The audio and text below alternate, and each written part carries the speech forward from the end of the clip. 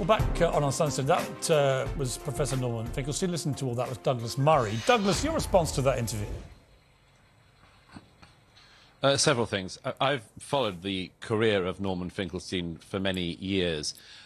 He's notorious for having destroyed his career by, among other things, weaponizing his parents being in the Holocaust to use his career to attack Israel in particular.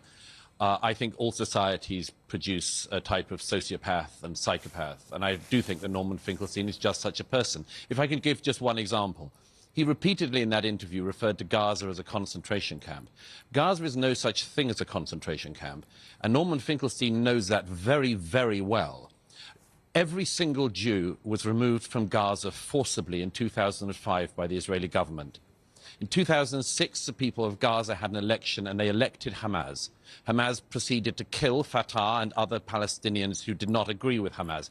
And if anyone is responsible for making Gaza into a prison camp, it is Hamas that uses places like the Shifa hospital as torture chambers for Palestinians. Now, here's another oddity about it. He kept saying concentration camp about Gaza. Do you, Piers, know anybody who got out of a concentration camp in 1945 and proceeded to go next door and behead and rape everyone they could find? I don't. But only Norman Finkelstein finds these kinds of comparisons to make and makes them willfully. And by the way, and shame on him for this, what we just heard was Holocaust denial in real time. He pretends we don't know what happened on the 7th of October. We do know. We do know.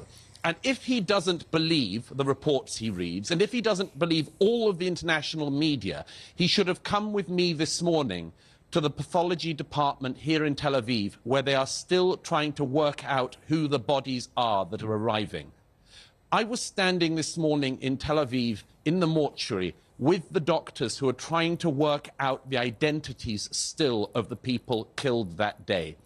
There is so little of some of them, Piers, that they can't even extract DNA from them. There is so little of them that sometimes it turns out what was thought to be the charred remains of one person is the remains of two people. People arrive in bags, Piers. They arrive in bags with little bits of what is left of their body and maybe a bit of a mobile phone. There was the skull of what I said that must be a child's skull.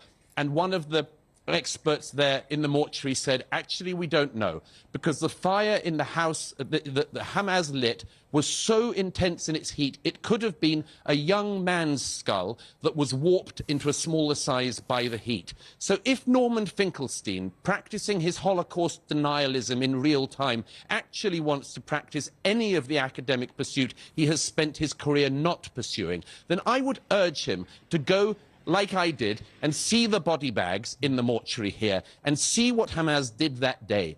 It is disgusting that Norman Finkelstein uses his late parents to defame Israel, to pretend that Israel are the Nazis in this situation.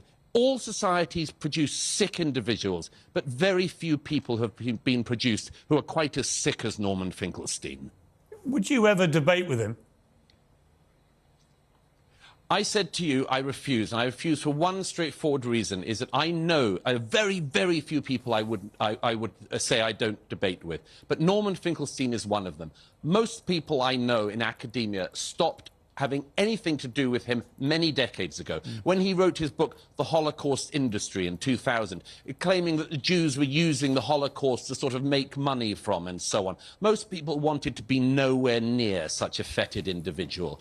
I don't think he's somebody you can debate with, because I do not want to debate with a Holocaust denier in real time any more than I would debate with a Holocaust denier who was denying the last Holocaust. This was the biggest murder of Jews since the Holocaust, and shame on Norman Finkelstein for trying to pretend that that didn't happen or happened differently in real time. It's disgusting. Douglas, as always, thank you very much indeed for your powerful contribution tonight. I greatly appreciate it.